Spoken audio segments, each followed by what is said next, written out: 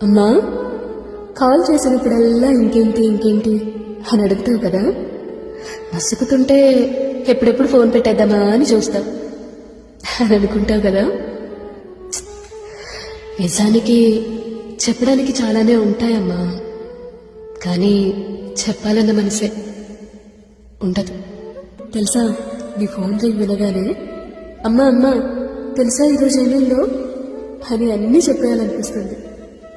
చిన్నప్పుడు దెబ్బ తగలగానే అమ్మా అని పిలిచినట్టు ఇప్పుడు కూడా ఎదురు దెబ్బ తగిలిన ప్రతిసారి అమ్మా అని మనసు తెలియకుండానే అరిచేస్తుంది. స్కూల్ బ్యాగ్ బరువై గాయమైన భుజాన్ని చూపించినంత చదవగా బాధ్యతల బరువై గాయపడుతున్న మనసుని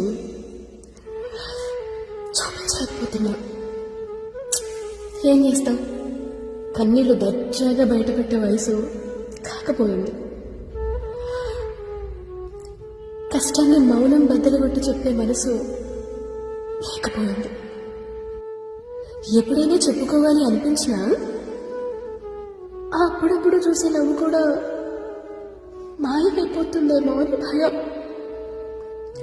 అది కాదమ్మా, కావాలంటే అమ్మ మీద ఒట్టు, నిజంగానే చాలా చెప్పాలనిపిస్తుంది. కానీ నువ్వు నన్ను మోసుకుంటూ తిరిగే వయసు నుండి నేను నిన్ను చూసుకుంటూ ఎదగాల్సిన వయసు వచ్చింది. ఎలా చెప్పు? పిచ్చి అమ్మా, చెప్పే మనసుకు నోరుస్తే వినే నోరు మూగబోతుందమ్మా. అందుకే ఎక్కువసేపు మాట్లాడలేను, ఏమనుకోకు. సారీ. ఎట్లు నీ ప్రాణం.